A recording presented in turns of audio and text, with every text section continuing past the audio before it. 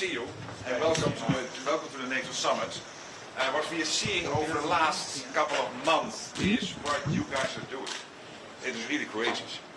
You are successful in hitting the Russian energy infrastructure, the Russian defense infrastructure, deep inside Russia. As you said in your speech, Putin is willing to sacrifice up to 30, some months even 35,000 of his own men being killed on the battlefield. Can you imagine the enormous loss this is for families and everyone? This is what the Russian president is willing to do. But militarily it is crucial that you have these successes. Then on the front line, I mean, only 4 or 5 months ago you still saw the Russians making gains. And now it is much less so. You are much more successful also on the front line. I think there's one big issue we have to work on, that's air defense, making sure your cities, your vital infrastructure is protected. And by the way, when I list all the issues Russia is facing, one of the most important ones is what you're doing to their economy.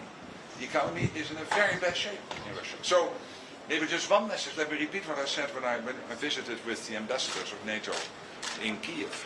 If you are a young man in Russia today and you contemplate to join the military, you might be one of those 30,000.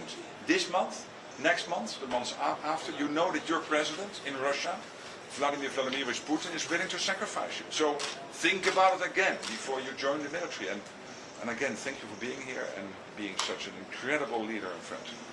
Thank you so much.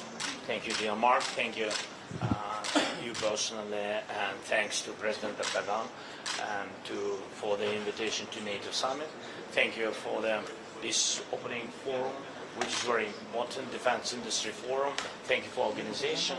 And this is important, and I hope that our companies, not everybody, because we have hundreds of the companies, but some representatives of our sector, defense sector, will present what they do, how they do, and I think this is very important to share all this experience with partners.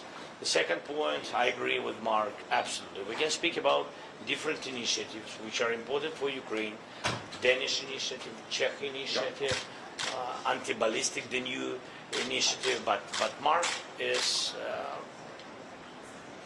absolutely, first of all, is very helpful with the Pearl program. Thank you very much.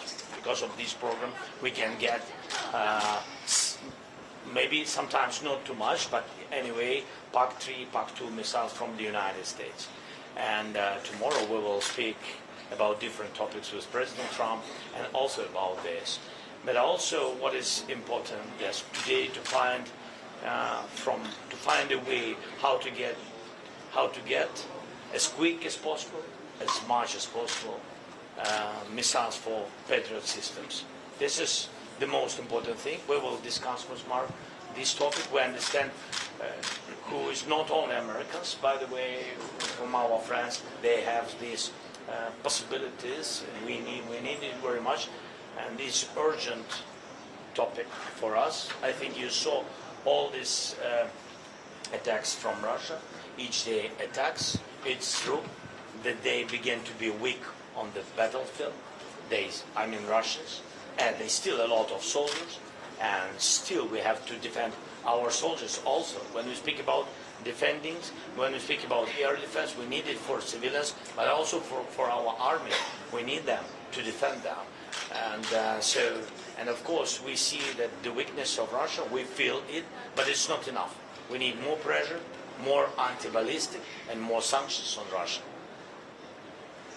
Thank you so much.